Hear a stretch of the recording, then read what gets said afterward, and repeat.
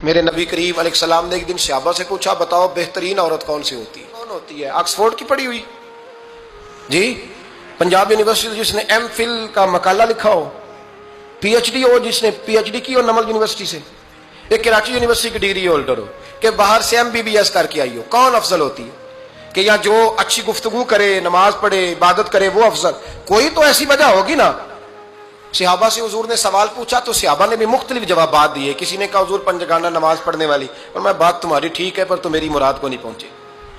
ایک نے کہا یا رسول اللہ صلی اللہ علیہ وسلم پردہ کرنے والی، فرمایا بات تمہاری ٹھیک ہے پر تم میری مراد کو نہیں پہنچے۔ ایک نے کہا حضور با پردہ عورت، فرمایا بات تمہاری ٹھیک ہے پر تم میری مراد کو۔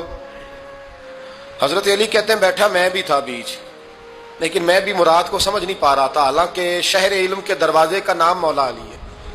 فرماتے ہیں اس وقت اللہ کی حکمت تھی کہ جواب کوئی اور دے، تو حضرت علی کہتے ہیں قد بھی میرا چھوٹا تھا، بیٹھا بھی میں پیچھے تھا، تو تھوڑی گردن اور جھکا کے نا تو میں نکل گیا اور فاطمہ کے حجرے میں پہنچ گیا۔ تو میں نے کہا فاطمہ حضور نے ایک سوال پوچھا ہے تو صحابہ جواب دے رہے ہیں، پر حضور کہتے ہیں تم میری مراد کو نہیں پہنچے، ذرا جلدی سے جواب نہیں دیتی؟ تو خاتون جنت ہنس پڑی، فرمانے لگی میں جواب دوں؟ آپ کو بھی کہا ہاں دیں جواب کا کیا؟ فرمانے لگے بتاؤ سب سے بہترین عورت دنیا کی کون سی، سب سے بہترین؟ تو جناب فاطمہ کہنے لگی سادہ سا جواب تھا، آپ لوگوں کو آیا کیوں نہیں؟ کہا چلو بتاؤ۔ جناب فاطمہ فرمانے لگی دنیا کی سب سے بہترین بیوی وہ ہے جس کو نہ کبھی غیر محرم نے دیکھا ہو، اور اگلے لفظوں پہ غور کرنا، نہ کبھی غیر محرم نے اسے دیکھا ہو اور نہ اس بیوی نے کبھی کو غیر محرم دیکھا ہو۔ یہ کوئی پردہ نہیں کہ بی بی کہتی ہے جناب میں تو چہرہ ڈھام کے نکلی تھی، باقی میں دکاندار سب سے بات چیت کر آئی، سب کے چہرے دیکھ آئی۔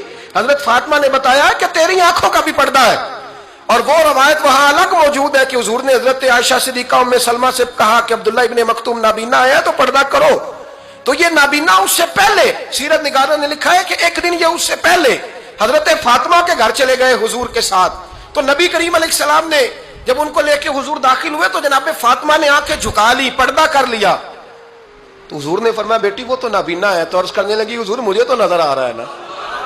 یعنی حضور نے جو ازواج کو کہا وہ بات کی، جناب فاطمہ کا جو انداز ہے وہ نرالا ہے۔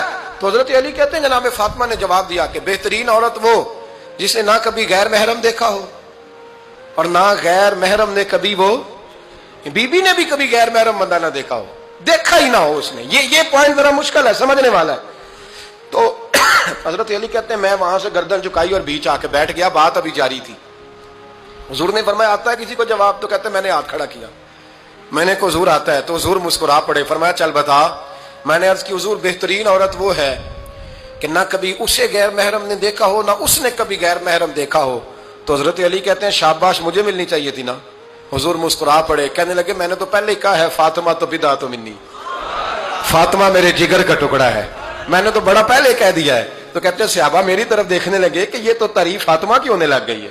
تو میں نے کہا کیا کریں؟ اس محبوب کو بتایا ہے جس کے لیے اللہ نے کوئی پردہ رکھا ہی نہیں، سارے پردے کھول دیے۔